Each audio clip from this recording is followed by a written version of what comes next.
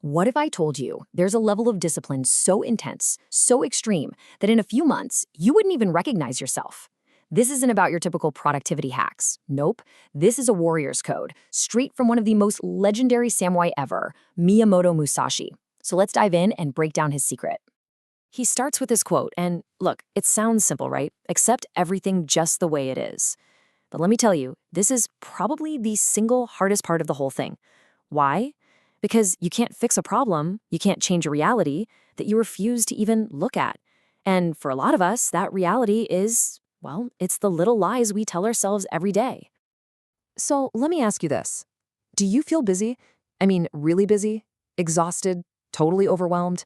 Like you're just constantly running on a hamster wheel? Most of us think, I just don't have enough time. But Musashi's way of thinking forces us to ask a much tougher question. Is all that busyness actually real work? Or is it just empty movement? It's like this modern plague of fake productivity, and trust me, Musashi's 5 rings, that's the cure. All right, here's the game plan. This is the warrior's path. We'll start with the earth ring. That's all about seeing the truth. Then the water ring gets you started, nice and easy. The fire ring, that's your fuel. The wind ring keeps you from getting arrogant. And finally, the void ring. Well, that's when this all becomes a part of you.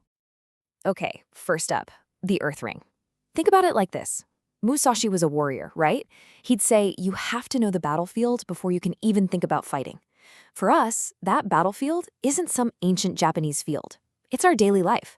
So the first step here isn't about getting all hyped up with motivation. No, it's about a cold, hard, brutal look at the truth. So let's talk about our case study for today. Let's call him Gohan. Now, Gohan sees himself as a total productivity machine. He's always on the go, always feels tired. His calendar is packed. But if Musashi were here, he'd look at Gohan's day and call it empty movement. It's the illusion of getting things done without actually making any real progress. Sound familiar? So Gohan decided to actually track his time. For 1 week, he audited everything. And the results? They were absolutely brutal. Check this out. Only 14% of his time was spent on actual focused work. 14%. The other 86%? Just gone. Poof. Lost to phone distractions, switching between tabs, just busy work. It was a huge wake-up call.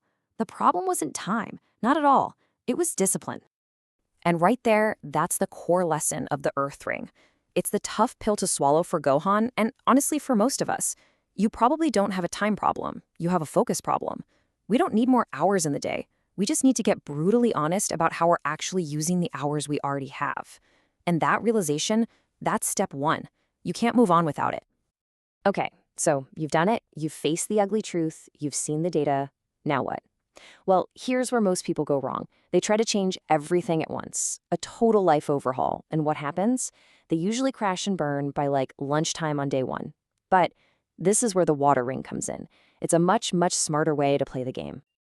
Look at Gohan's first attempt. It's what we all do, right? This rigid military-style fantasy. Wake up at 4 a.m., 2-hour workout, 8 hours of deep work. Of course, he quit before noon. It was impossible. But the water plan, it's completely different. It adapts. Instead of 4 a.m., how about just 30 minutes earlier? Instead of a 2-hour beast mode workout, just 10 push-ups. Instead of an 8-hour focus block, try 25 minutes. It sounds almost too small, I know. But that's the secret. That's how you build consistency. Musashi had this great line about how water takes the shape of whatever contains it. It doesn't just smash into a rock, right? It flows around it. And that's the water method. You just scale the task down so small that it feels ridiculous not to do it. Can't do 100 push-ups? Fine, do 10. Can't read a whole chapter? Just read 1 page. Can't meditate for 20 minutes? Do it for 2. See, the goal here isn't some heroic one-time effort. It's about creating unbreakable consistency. And this is where the real genius of this strategy kicks in. It's like you're tricking the task. You're making it think it's going to win. Your lazy brain expects you to give up, to fail. But instead, you get this small, easy, undeniable victory, and then another one, and another. And each one of those tiny wins starts to rewire your brain. It changes your identity from I'm the person who always quits to I'm the person who shows up. That's powerful stuff. All right, so you're making progress. You're getting those small wins. But then a new enemy shows up on the battlefield. Frustration. You start to see how much farther you have to go, and you get angry. And for most people, that's it. Game over. That anger just eats them alive. But this is where the firing comes in. It teaches you to take that fire and use it. This is a really subtle but absolutely crucial mindset shift. The feeling is the same, right? It's that raw anger, that disgust with yourself. But it's all about where you aim it. If you aim it at yourself, I'm so pathetic, I'm a failure, you're just going to quit.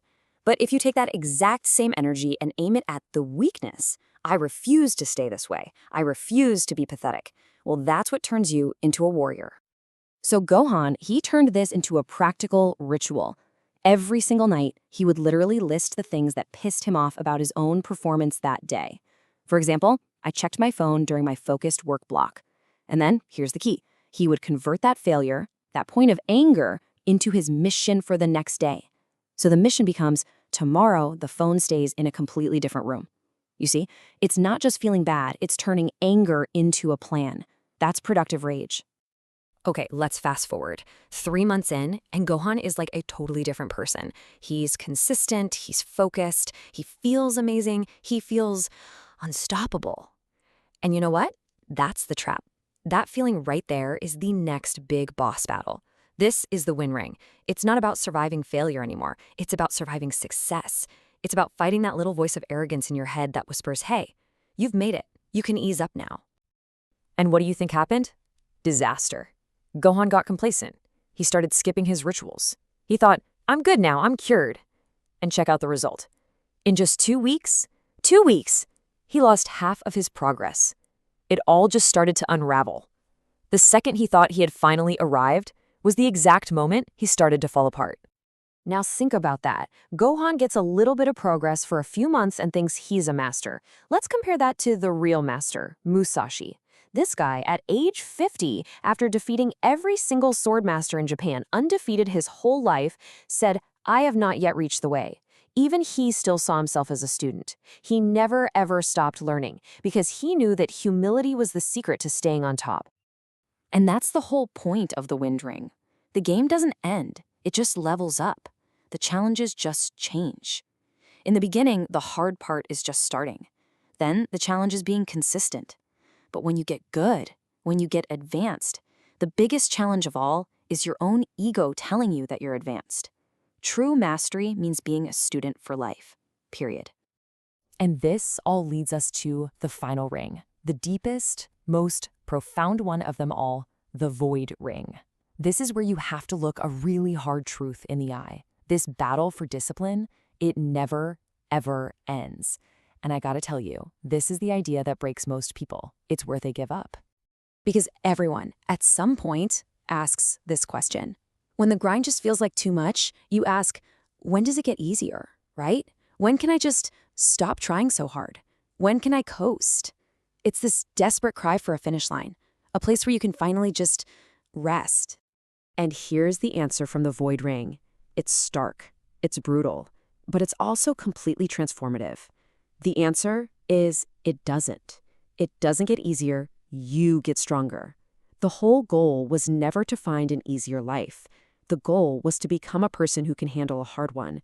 Just letting that sink in, that shift in perspective, that changes everything. So the void isn't some empty, negative thing. It's actually a state of being. It's the place you get to when you completely accept that the struggle is permanent. It's where discipline stops being something you do and it becomes who you are. The fight, the practice, it becomes as natural and automatic as breathing. You're not forcing it anymore. It's just you. And that's the ultimate takeaway here. We think the struggle is the price we have to pay to get discipline, but that's wrong. The struggle is the discipline. It's the daily act of showing up and fighting that forges you into who you want to be. So that leaves just one question. What's your battle today?